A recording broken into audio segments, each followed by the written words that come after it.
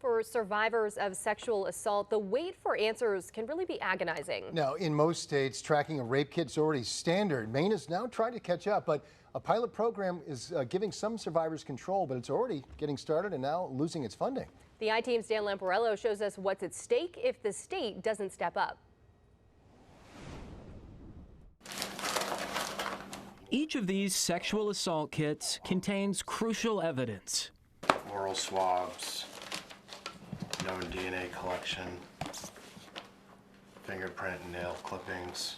The Maine State Police Crime Lab processes nearly 100 of these kits every year. But until recently, survivors had no centralized way of knowing where their kit was or whether it was being tested at all.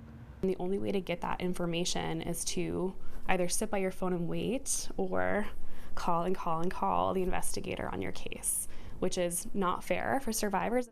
But Carly Fisher and the Maine Coalition Against Sexual Assault sought to change that. With the help of grant funding, the organization partnered with local hospitals, law enforcement, and district attorneys to launch a pilot tracking program 2 years ago in Kennebec and Penobscot counties.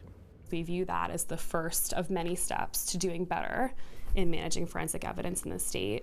Mikasa says it works similar to the way you might track a package. When victims leave the hospital after having evidence collected, they go home with a postcard that has a kit number. And they can check the status of their kit in real time from any device that has internet. So for example, if I was kit number 1234, I would simply input that in the mark and you log on and you can see exactly where it's been and where it is. But grant funding for it will run out next month, and Mikasa tells the I-Team it's choosing not to seek another one.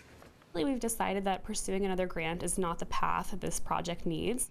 Instead, the organization will use its own funds to continue the inventory of kits in the pilot counties, then map out a plan for what statewide implementation could look like to hopefully gain support for more sustainable funding.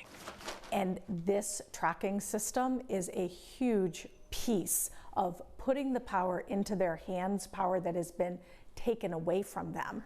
Kennebec County District Attorney Megan Maloney says that collaboration got them close to a statewide expansion last legislative session. But despite two similar bills passing, lawmakers ultimately failed to fund them. Other states have found a way to do it. Maine needs to find a way to do it. We are looking at a backlog of probably 4 months or so for the oldest kit.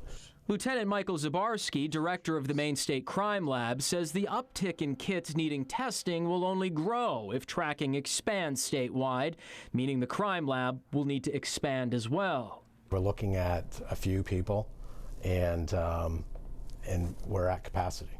We don't have the space in this building to really bring all those folks on, and the instruments. It's going to take investment. It's going to take resources and a lot of support. And until those needs are met, advocates say Mainers impacted by sexual violence will be the ones left behind.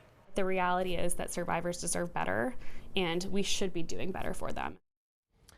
Now, lawmakers are expected to take up this issue again when the legislature returns come January. As for the cost of initial implementation, the bills that weren't funded last session had price tags ranging from $700,000 to just over $1 million. For the I-Team, I'm Dan Lamparello. Marissa? Dan, thank you. And if you or someone you know has experienced sexual assault, help is available.